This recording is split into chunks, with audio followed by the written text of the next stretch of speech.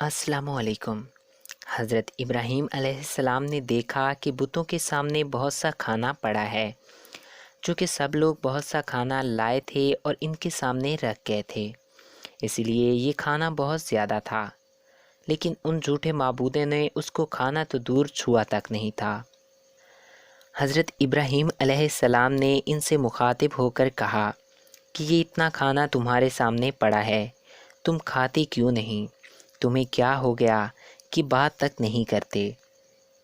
फिर पूरी कुव्वत से दाएं हाथ से कुल्हाड़ा मारकर उनके टुकड़े टुकड़े कर दिए, लेकिन बड़े बुत को छोड़ दिया ताकि सब उसी की तरफ रजू करें। तमाम छोटे बुतों को तोड़कर कुल्हाड़ा बड़े बुत के कंधे पे रख दिया। मुशरिकीन मेले से लौटे तो देखा कि उनके सारे मबूद औंधे मुँह टूटे फूटे पड़े हैं। उनके तमाम मबूदों को तोड़ दिया गया था। वो हैरान रह गए कि ये कैसे हो गया, किसने किया। कहने लगे, ये काम किस जालिम का है, उसने हमारे माबूदों की तौहीन की है। लोगों ने कहा कि ये काम ज़रूर इब्राहीम ने किया होगा। तमाम लोग जमा हो गए और कहने लगे, ए इब्राहीम, हमारे माबूदों के साथ ये तुमने क्या किया? इब्राहीम अलैहिस्सलाम ने जवाब दिया कि ये काम तो इस बड़े बुत का है। मुझसे क्यों पूछते हो? तुम अपने माबूदों से क्यों नहीं पूछते कि उनके टुकड़े किसने किए? इब्राहीम अलैहिस्सलाम का जवाब सुनकर सब सोच में पड़ गए। फिर उन्होंने कहा कि हमने बड़ी गलती की कि हमने अपने माबूदों के पास किसी को नहीं छोड़ा।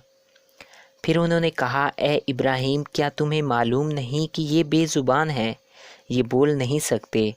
अब इब्राहीम अलैहिस्सलाम ने फरमाया, तब फिर तुम अल्लाह के सिवा उस चीज़ की इबादत क्यों करते हो जो तुम्हें कुछ भी नफ़ा ना दे सके और ना नुकसान पहुंचा सके? ताज्जुब है तुम पे और उन पर भी जिन्हें तुम अल्लाह के सिवा पुकारते हो। क्या तुम में बिल्कुल अकल नहीं? इस तरह इब्राहीम अलैहिस्सलाम ने इन पे हकीकत को अच्छे से ज़ाहिर कर दी। उनसे फरमाया कि तुम उनकी पूजा करते हो जिनकी तुम खुद पूजा किया करते थे, यानी उनका हाल तो ये है कि तुमने उनको खुद अपने हाथों से तराशा है और उनकी इबादत करने लगी, जबकि तुम्हें और तुम्हारी बनाई हुई हर चीज़ को अल्लाह ताला ने ही पैदा किया है। इब्राहीम अलैहिस्सलाम ने एक कुल्हाड़े की मदद से उन सब बुतों को तहस नहस कर दिया था। ये इस बात की वाज़िया तरीन निशानी थी कि ये बिल्कुल बेबस हैं। लेकिन इस वाक़े के निशानी के बावजूद वो अपने कुफ्र पे ही डटे रहे और लगे इब्राहीम अलैहिस्सलाम को धमकियां देने।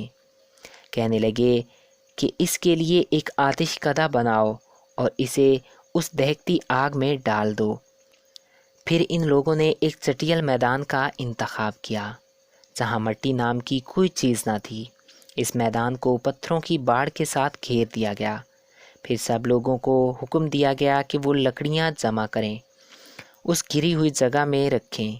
चुनाचा सब लोग लकड़ियाँ जमा करके वहाँ लाने लगे। यहाँ तक कि औरतों और बच्चों ने भी इस काम में बढ़ चढ़कर हिस्सा लिया। मैदान में इतनी लकड़ियाँ जमा हो गईं कि ज़मीन नज़र नहीं आती थी। ये लकड़ियाँ ज़मीन पे एक ऊंची दीवार महसूस होती थीं। फिर इन लकड़ियों को आग लगाई गई। जब आग भड़क गई तो इन लोगों ने हज़रत इब्राहीम अलैहिस्सलाम को इस आग में डालने के लिए एक झूला तैयार किया। इसमें इब्राहीम अलैहिस्सलाम को रखा गया। तो उस वक्त आपने ये दुआ पढ़ी, हमें अल्लाह काफ़ी है और वही बेहतरीन कारसाज है। बाज़ रिवायात में है कि जब इब्राहीम अलैहिस्सलाम को आग में डाले जाने लगा तो हज़रत जिब्राईल अलैहिस्सलाम आए और कहा, ए इब्राहीम, कोई हाजत है तो मैं हाज़िर हूँ। इब्राहीम अलैहिस्सलाम ने कहा, अगर तुम अपनी मर्ज़ी से आए हो तो मुझे तुम्हारी कोई ज़रूरत नहीं। एक दूसरी रवायत में है कि बारिश के फरिश्ते ने हाज़िर होकर कहा था, ए इब्राहीम, मुझे हुक्म दीजिए मैं बारिश बरसा के इस आग को बुझा दूँ। चुनाचा जब हज़रत इब्राहीम अलैहिस्सलाम को आग में डाला गया तो वो ठंडी हो गई।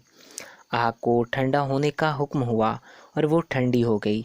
इसने ना इब्राहीम अलैहिस्सलाम के कपड़े जलाए, ना जिस्म के किसी हिस्से को नुकसान पहुँचाया। सिर्फ वो रस्सियाँ जलाएं जिनसे आग को बांधा गया था।